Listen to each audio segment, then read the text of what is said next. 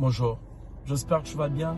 Alors ce matin, je serai un peu longue, mais je t'ai prie de rester avec moi jusqu'à la fin.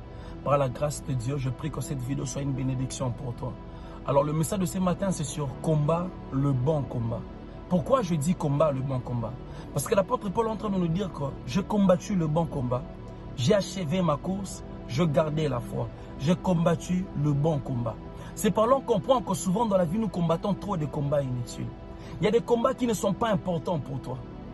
On sait bien que la vie est un combat, mais il faut combattre le bon combat. Sois sélectif dans tes combats. Tout combat n'est pas forcément un bon combat pour toi.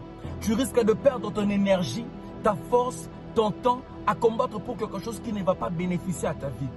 Ne t'engage pas dans tout le combat, de peur que tu regrettes à la fin. De peur que Dieu te pose la question, est-ce que c'est moi qui t'ai envoyé?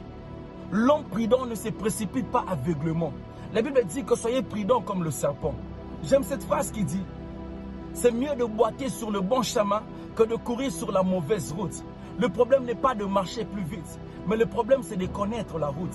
Le problème n'est pas seulement de travailler, mais le problème c'est de travailler avec intelligence. Il y avait un jeune homme dans la Bible qui a tué Saoul. Et il apporte la nouvelle à David en espérant que David allait être content. Mais David lui pose la question, qui t'a envoyé de tuer Saoul? Comment tu n'as pas eu peur de tuer Saoul? Et David a tué ce jeune homme. N'entre pas dans un combat qui ne te concerne pas. Ne prends pas de risques qu'on ne t'a pas demandé. Ne cherche pas à être un héros là où personne t'a envoyé. Ne cherche pas à aider Dieu. Il y avait un homme dans la Bible qui cherchait à aider Dieu, il s'appelait Uza. Pendant que David emmenait l'arche de Dieu à Jérusalem, Uza marchait à côté de l'arche. Et puis à un moment, l'arche commençait à pencher. Uza retient l'arche pour que ça ne tombe pas. C'était une bonne intention, mais Dieu lui a frappé, il est mort. Ne cherche pas à aider Dieu, sinon pas tu finiras dans la honte. Il y avait encore un homme dans la Bible qui cherchait à aider Dieu, il s'appelait Pierre. Pendant que le soldat est venu arrêter Jésus, Pierre a pris l'épée, il a coupé l'oreille d'un soldat. Jésus a remis l'oreille. Il a dit à Pierre, Pierre, remets ton épée. Je suis capable d'appeler plus de 12 anges.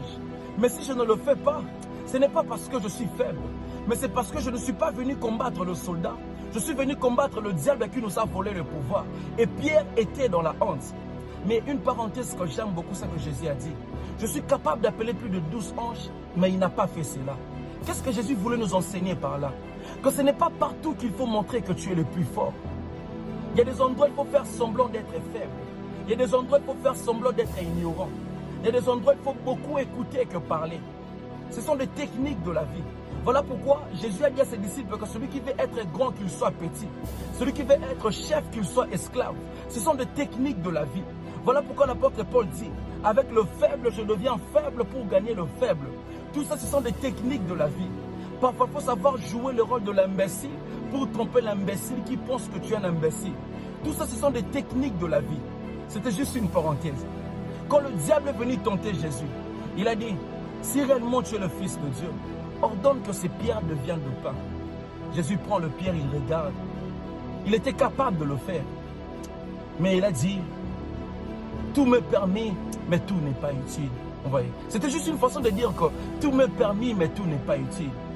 Avant de poser un acte, pose-toi toujours la question, est-ce que c'est vraiment important pour moi? Est-ce que c'est vraiment utile pour moi? Jésus savait aussi déjà qu'il est le Fils de Dieu. Donc ça ne sert plus à rien de prouver au diable qui il est.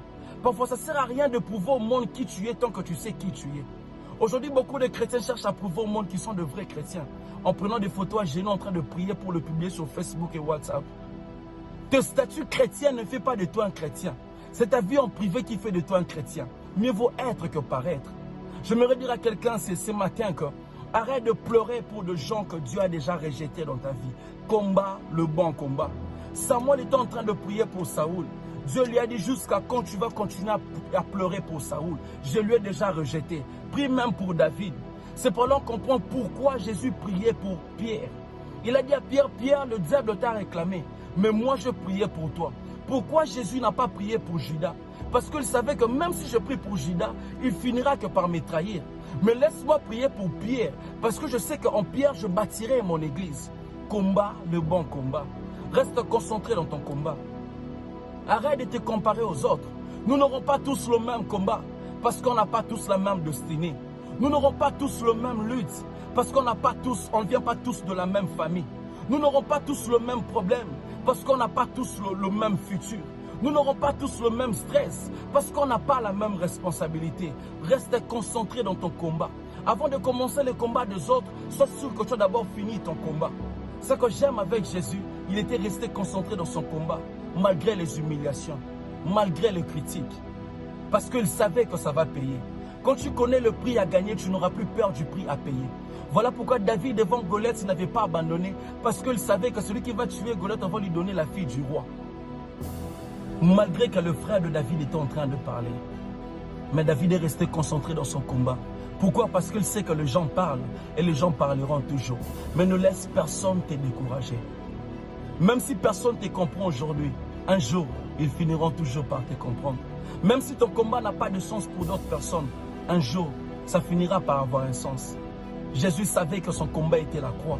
Voilà pourquoi quand il était crucifié, même quand il n'avait pas de habits, son souci n'était pas les habits. Mais son problème était de dire à la croix que tout est accompli. C'était ça son combat. Alors toi, c'est quoi ton combat? Pourquoi tu es venu dans ce monde? Pourquoi tu vis? C'est quoi ton combat?